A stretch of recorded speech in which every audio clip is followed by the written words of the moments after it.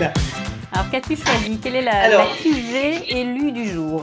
alors là, je t'ai choisi la cuvée un peu signature du domaine, qui est la Oui, cuvée Château Pas du Cerf, donc oui, du nom du domaine. oui. Donc, on est bien en Côte de Provence. Alors, on est en Côte de Provence, la Lande les Morts. Je fais une petite parenthèse là-dessus. Mhm. L'appellation des Côtes de Provence, elle a été créée en 1971 et il y a des délimitations géographiques complémentaires, si tu veux, qui existent, dont cette dénomination géographique complémentaire de la Lande les Morts, qui va concerner les vignes et domaines situés sur une zone géographique bien précise. Donc, c'est une petite dénomination complémentaire qui va préciser la zone géographique d'où vient notre vin. D'accord. Ce qui est encore un côté un petit peu plus qualitatif parce que ça délimite un terroir particulier, une zone géographique bien définie. Qui est plutôt Et réduite. voilà. Et la C'est ça, ouais. particularité de ce terroir ici, c'est que l'on va être sur un terroir de schiste. Qui va apporter justement une typicité au vin, mais pas que. Comme on en parlait, on est entouré de forêts, la mer est proche aussi. Donc tout ça sont des éléments qui vont jouer sur le caractère de notre vin. D'accord. Est-ce qu'il y a dans la région d'autres vignobles, sans vouloir les comparer, mais d'autres vignobles qui ont un peu le même type d'infrastructure et du coup voilà, de matière quelque part pour produire le vin? Oui, oui, Oui, oui. Maintenant, alors oui, il y a de tout, hein, il y a tout type oui, de domaines dans la région. Des domaines en Côte-de-Provence, il y en a énormément. Alors, il faut savoir que la zone géographique des Côtes-de-Provence, elle est énorme. Elle concerne le Var, elle concerne les Bouches-du-Rhône, donc toute la région Marseille, ok. Ouais. et elle concerne aussi quelques villes qui sont situées dans les Alpes-Maritimes. Tout ça pour te dire que la zone Oui, géographique, elle est juste énorme. Alors, c'est ça. effectivement, il y a des domaines de taille, d'infrastructure, de structure comparables. Et aujourd'hui, tous les domaines produisent aussi beaucoup, beaucoup de rouge et se sont mis à faire du rouge avec des techniques et des moyens performants qui en font des très bons vins rouges. C'est ça. Et pas que du Ok. rosé. Et pas que du rosé, effectivement. Très bien. Alors, Château Pas-du-Cerf, donc du domaine Oui, du Pas-du-Cerf, oui. avec une On est très donc. jolie étiquette, effectivement, avec les bois du cerf. J'imagine c'est leur Oui. signature générale. Avec effectivement, donc, on le rappelle, l'année voilà, de création. Donc, c'est un domaine qui existe depuis 1848. Impressionnant tout de même. Et pourquoi pas du cerf? Est-ce qu'il y a une Pourquoi pas raison? du cerf? Eh Oui. bien oui, oui, là aussi le côté historique joue son rôle. Oui. Pourquoi le pas du cerf? Parce que en 1533, on fait un bond en arrière, Oui. l'histoire raconte que François Ier était sur la ville de Hyères pour le mariage de son fils François Ier avec Catherine de Médicis. Il a été invité par le châtelain d'Hyères à l'époque à venir chasser sur cette terre et François Ier aurait tué un cerf à cet endroit précis. Et encore aujourd'hui, on est vraiment dans le massif des morts et le Pas du Cerf et les zones environnantes sont des endroits de passage où on peut parfois C'est voir ça. encore des animaux passer d'une colline à l'autre. Donc voilà pourquoi le Pas du Cerf, parce que pas en provençal veut dire passage. Le passage Voilà. du cerf. D'accord. Très bien. Qui est Toute toujours une l'explication. réalité, donc. Voilà. C'est toujours une Qui est réalité, toujours ouais, vrai. ouais, ça Voilà. existe toujours. Ouais. Bien. Alors, Voilà. on a un Alors, millésime de 2018 pour celui-ci. 2018, oui, tout Oui. à fait. Je te propose qu'on goûte. Qu'est-ce que Ok, tu en penses? parfait, Non? allons-y. Allez, comme ça Est-ce on va que, pouvoir en parler un petit peu. Oui. oui, est-ce que 2018 pour peut-être un Côte de Provence ou un rouge de manière générale, est-ce que c'est du coup jeune? Est-ce qu'on doit s'attendre à quelque chose de spécifique? Alors oui, ça reste un vin jeune pour le coup, euh, mais c'est surtout un vin qui va avoir un bon potentiel de garde aussi, que l'on va pouvoir garder quelques années. Oui, Pourquoi? Parce que c'est un vin qui est composé ici, on a un assemblage de 80% de Syrah, 10% de Grenache, 10% de Mourvèdre. d'accord. Donc la Syrah et le Mourvèdre, ce sont des cépages qui ont un potentiel, euh, qui ont un côté tannique important, et ces tanins vont justement permettre au vin de pouvoir se conserver dans le temps. Alors les C'est méthodes de ça. vinification vont intervenir bien évidemment, on en avait un petit peu parlé. Euh, pour élaborer du vin rouge. Ah, attention, j'ai un invité aujourd'hui, mais il est un peu Bonjour, handicapé. Croquette. Mais là, elle est un peu handicapée, alors je vais faire attention. Oui. À casser les verres. Pour faire du rouge, aujourd'hui, on va faire quelque chose de plus prudent. Voilà. Pour faire du rouge, on va vendanger plutôt avec des températures plus élevées. Donc là où on commençait très tôt le matin pour notre rosé, le rouge, on va le vendanger un petit peu plus tard.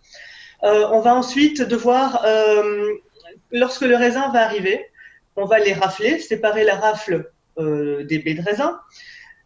Avant, pour le rosé, le raisin arrivait, on le pressait directement. Nous, là, ça va être tout l'inverse. Notre raisin va arriver, on va les rafler et on va mettre les baies entières directement dans les cuves.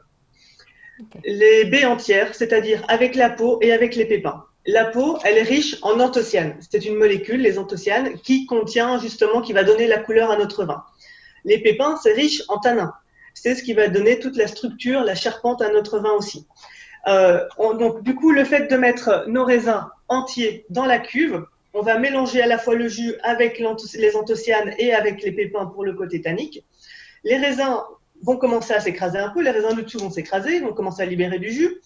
Ce jus, en se libérant, va libérer du gaz carbonique qui va faire remonter toutes nos parties solides vers le haut. Et du coup, ce sera en remettant en contact systématiquement pendant 4-5 semaines, pendant tout le temps de la vinification, que l'on pourra arriver à extraire toute la couleur et tous les tanins qu'il faut. Donc, c'est justement la particularité. Et plus on va laisser tout ça en contact, plus on va extraire de la couleur et des tanins. La Syrah et le Mourvèdre étant très riches dans ces deux molécules, on aura d'autant plus un potentiel de garde et on aura aussi un vin qui sera plus structuré, plus charpenté, avec une belle présence en bouche. Enfin, je l'espère, on va le goûter tout de suite pour le voir. Effectivement, hâte de goûter ça. Bien. Alors, allons-y. Allons-y, voyons voir. Je trouve qu'en le débouchonnant déjà, il y a un sacré parfum qui se dégage à la bouteille, déjà.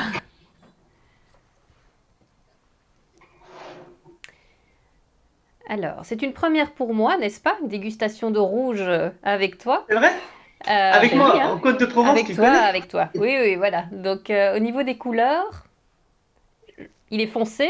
Ah, là, il y a une couleur, un rouge bien soutenu. Hein, ça, ouais. Là, on est proche du pourpre. On est une belle couleur rouge bien soutenue qui est très agréable. Déjà, on a alors, ma croquette. Que fait-on? On va être sage. Hein. On a un nez qui est très intéressant. Alors, oui. Moi, j'ai un nez un peu fumé. Qu'en penses-tu? Ouais, c'est ça. Un peu fumé. Un peu fumé, un peu torréfié, un peu de bois, un peu de tabac, un peu d'épices.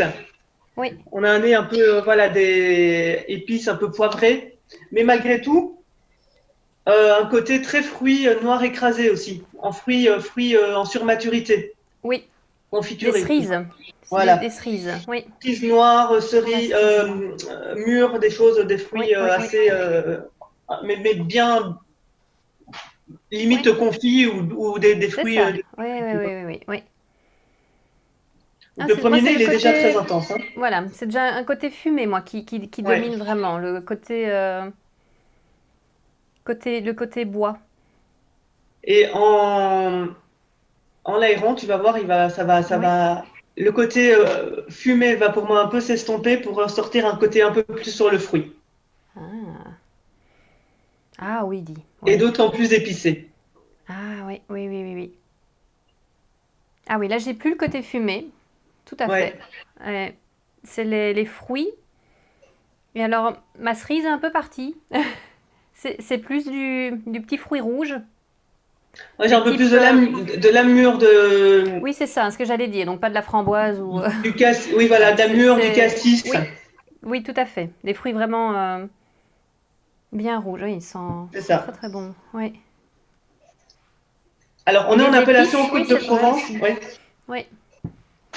Je te disais, on est en appellation Côte de Provence. L'autre particularité donc, de cette appellation, c'est que les vendanges se font à la fois à la main et à la machine. Les deux sont autorisés. Ok. Les deux sont tout aussi qualitatifs. Et on va avoir des rendements qui vont être limités aussi. Alors, en Côte-de-Provence, le cahier des charges limite les rendements à 55 hectolitres par hectare. Pour faire cette cuvée, volontairement, le domaine a limité le rendement à 40 hectolitres par hectare.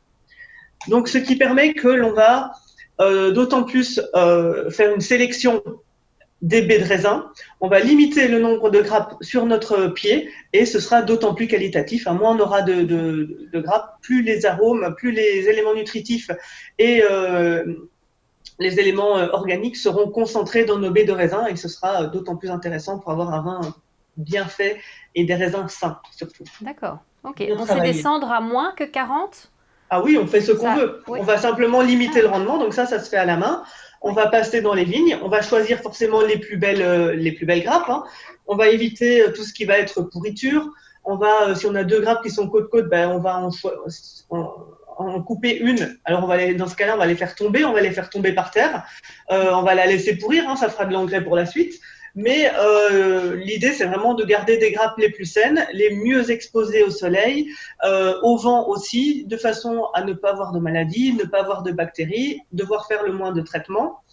On disait qu'on était en conversion bio, donc les traitements dans ce domaine uniquement cuivre-soufre. Voilà, on essaie de travailler le plus naturellement possible. Tout à fait. C'est bien. Goûtons. Qu'a-t-il à nous offrir ?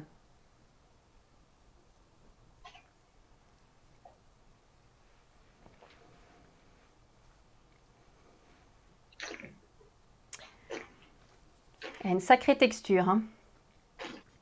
Il a quelque chose de presque sirupeux comme ça. Exactement. C'est sirupeux, c'est très onctueux, c'est très enveloppant. Ça tapisse. Là, ça tapisse le palais. Il y a une belle présence. Mais tout de suite. Ouais. Ah, il prend une ampleur au fur et à mesure. C'est terrible. Une belle longueur aussi derrière. On a une sacrée longueur en bouche. C'est très soyeux. On a des tanins aussi. On sent que les tanins sont présents. Ils sont encore un peu jeunes. On est sur un 2018. Ils vont seulement se bonifier. Ça va, avec le temps, ça va devenir d'autant plus soyeux. Et là, ces tanins un petit peu jeunes, ça donne une intensité à ce vin. C'est un vin qui est quand même très tendu, qui est très droit, avec une belle tension en fait en bouche. Justement, qui vient de ce côté tanin un petit peu jeune. En évoluant, plus on va attendre en gardant ce vin, plus les tanins vont devenir souples, soyeux, et ce sera, un peu plus charnu peut-être en bouche, un peu moins de tension, mais un peu plus d'onctuosité encore et de rondeur. C'est ça. Un peu moins dans l'attaque peut-être, du coup. Voilà, c'est ça. Là, c'est assez tac quand on le boit. L'attaque, elle est franche. Voilà. Mais il est très agréable à boire comme ça. Mais du coup, c'est un vin qui va pouvoir se bonifier avec le temps. Oui. Et dans le bon sens. Effectivement. Mais qui est déjà très bien. Du coup, je pense à ouvrir tout de suite, entre guillemets. On peut l'ouvrir tout de suite. Voilà, ça c'est sans problème. On aura vraiment juste, selon un peu ce qu'on recherche, mais 2 résultats différents, quoi.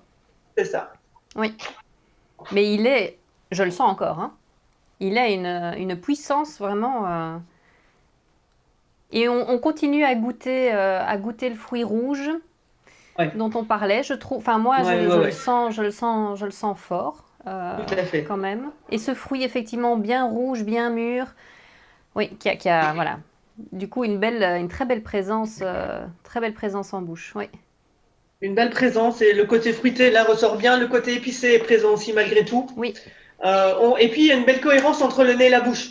Ce qu'on a senti au nez, on le retrouve en bouche aussi. Et c'est bien équilibré justement. Oui, c'est vrai. Il n'y a pas de décalage. Il n'y a pas de décalage. On a déjà pu en vivre des décalages comme ça lors de précédentes dégustations où on sent qu'on a un nez qui est vraiment différent après de la dégustation. Ici, on a quelque chose qui est très cohérent quelque part, très aligné. Cohérent, je crois que c'est bien. Voilà. Il n'y a pas de choc. Donc on retrouve tout à fait ce qu'on sent. Oui, il est comment dire, il est lourd en bouche aussi quelque part, sans vouloir être pas péjoratif, mais il a vraiment cette présence qui dure, quoi. Oui. Il y a du caractère. Voilà. Il y a du caractère, il y a une belle présence, il y a du caractère, il y a c'est un vin qui est corpulent malgré tout. Voilà, il y a de la tension, il y a de la présence, il y a de la matière aussi. Voilà, le fait que ça tapisse, c'est pas un vin ultra léger. Donc, il y a quand même de la matière en bouche aussi. Bon, clairement, ce sera plus un vin de repas qu'un vin d'apéritif. C'est ça. Mais oui, voilà. Et comme tu dis, c'est bien. Il y a un peu de lourdeur. C'est pas le terme. C'est un peu dans l'image que l'on veut donner. Oui, c'est ça. Mais c'est pas le terme pas le bon péjoratif. terme, hein, mais voilà, c'est pas du tout négatif, que du contraire. Mais corpulence, je crois que le mot est beaucoup plus juste, beaucoup plus approprié. Et bien adapté. Oui, c'est tout à fait ce que je ressens aussi. Non, c'est une très très belle découverte, très très belle découverte aussi. Ça te plaît, tu valides? Oui, je valide. Écoute, on n'en a pas encore trouvé un que je ne valide pas. Hein. Ça va, j'ai de la chance alors. Non, Et alors, effectivement, goûter un Côte de Provence où on se serait peut-être attendu à quelque chose avec le fait d'avoir un Côte de Provence rosé qui va être plus léger, évidemment, de s'attendre à avoir un Côte de Provence rouge léger lui aussi, en fait non. Mais c'est là justement où aujourd'hui, dans les Côtes de Provence, on a des beaux Côtes de Provence avec un beau potentiel de garde. Oui. Parce que la façon dont c'est travaillé, ça va permettre justement de bien évoluer dans le temps et de bien se conserver dans le temps. Oui. Et on n'est pas sur des petits vins. Alors aussi, il y en a aussi, hein, attention. Mais on n'est pas sur le vin léger, fruité, apéritif, qu'on va boire un petit peu frais. Là, on est sur quelque chose, un peu plus travaillé, quoi. Oui, tout à fait. Tout à fait. Donc, ne pas s'arrêter à l'appellation quelque part et se laisser vraiment tenter par un très très beau résultat. Vraiment très surprenant. Mais très cohérent aussi, ce qui est très agréable. Bienvenue sur la chaîne Wine O'Clock. Avec Aurore, on vous donne rendez-vous chaque semaine pour parler vin. Aurore vous dira tout, absolument tout ce que vous avez toujours voulu savoir sur le vin. Abonnez-vous pour ne manquer aucun rendez-vous Wine O'Clock et surtout, n'hésitez pas à commenter et à nous soumettre vos questions sur le vin. À très bientôt et belle découverte!